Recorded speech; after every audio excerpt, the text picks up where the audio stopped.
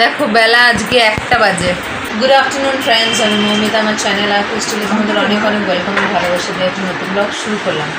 এত বেলা থেকে শুরু করলাম কারণ মেয়ে উঠেছি 11:30 পর।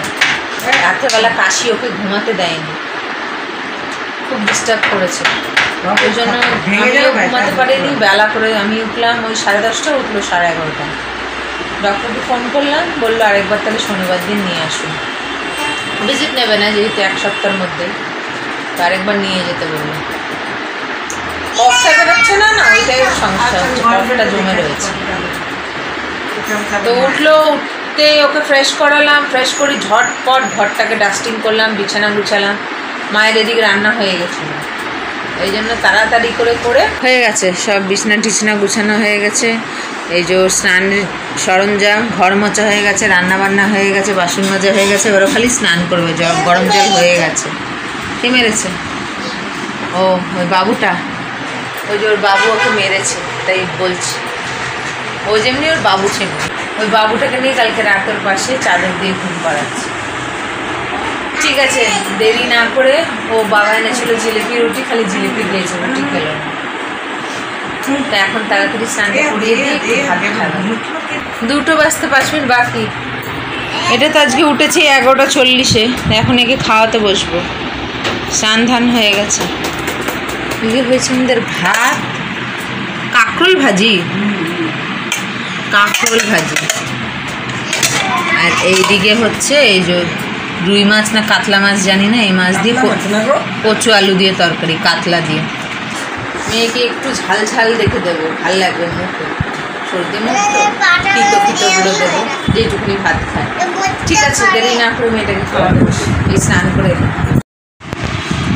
এটা আজকে দুপুরবেলা ঘুমায়নি, এত দেরি করে উঠেছে যে আর দুপুরবেলা ঘুমায়নি।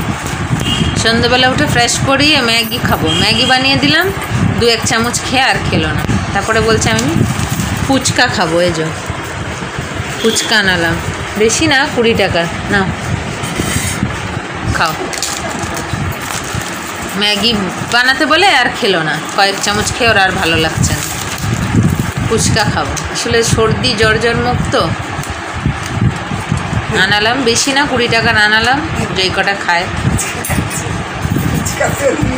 দুষ্টু, জল আনায়নি, খালি কটা পাপড়ি আর এই যে আলু,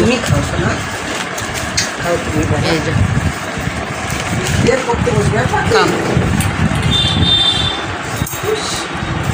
খেয়ে তারপর দেখি একটু বই নিয়ে বসা বাজবে, লেখাবো। খাও। এই যে খাওয়া দাওয়া হয়ে গেছে, এবার ম্যাথস হোমওয়ার্ক নিয়ে বসেছে। এর আগে ইংলিশ হোমওয়ার্ক রাইটিং পার্টটা কমপ্লিট, এবার ম্যাথস হোমওয়ার্কের রাইটিং পার্টটা কমপ্লিট করছে। নাক থেকে বইই যাচ্ছে, খুব একটা হচ্ছে না, কিন্তু ওই থেকে একটু বেরোচ্ছে। ওর কফটাই বেরোচ্ছে না বলে ওর সমস্যা হচ্ছে। কফটা যদি বেরোয় তাহলে ওর একটু রিল্যাক্স ফিল হবে। কফটা একদম বেরোচ্ছে না, দেখি শনিবার আবার কি বলে। ঠিক আছে, করাই এটা। দেখো বাবা গেছিল একটু দিদির বাড়ি, আসার সময় কোথা থেকে ট্রেন নিয়ে এসছে।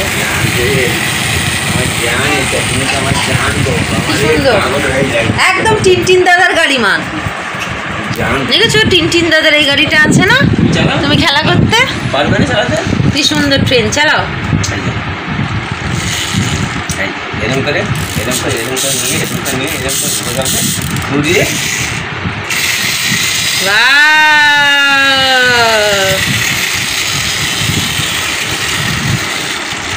আবার এতই যাবে, এদিকে গেলে পড়ে যাবে।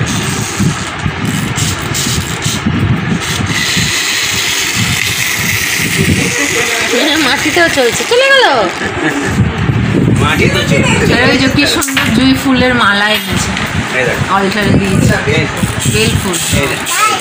বেল ফুলের মালা। 9:45 বাজে।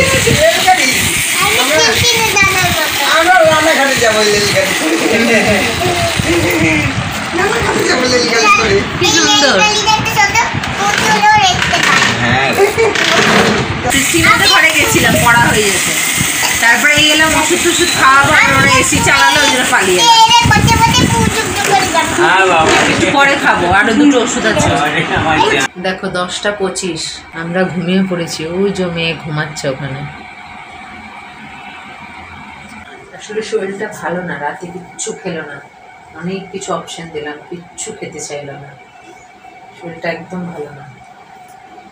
আর দুপুরবেলা ঘুমায়নি, তো ওই জন্য না ওর আর কিছু ভালো লাগলো না। তো যেহেতু খাওয়ার আগের ওষুধগুলো খাওয়াতে পেরেছি, কিন্তু কিছু খাইনি, তো তো খাওয়ার পরে কি ওষুধ খাওয়াবো, ওই জন্য কোনো ওষুধ তোলা কিছুই খাওয়াতে পারিনি। মানে সময় দিল না বেশি, ঘুমিয়ে গেল। শরীরটা একদম ভালো না, ঘুমায়নি, ওই জন্য আরও সেই সকালে উঠেছে 11:30, আর ঘুমায়নি, আর টানতে পারলো না।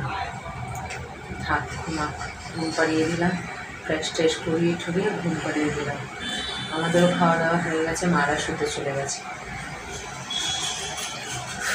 যেন রাতটা ভালোভাবে কাটে, বাচ্চাটা যেন সুস্থভাবে ঘুমাতে পারে, রাতে যেন কোনো অসুবিধা না হয়। বাচ্চা কাচ্চার কিছু হলে না মহা টেনশন হয়। ঠিক আছে, আর কী বলবো, ব্লগটাকে শেষ করছি। আগামীকাল আসছে আবার একটা নতুন ব্লগ নিয়ে। তোমরা ভালো থেকো, সুস্থ থেকো, নিজেদের খেয়াল রাখো। Good night.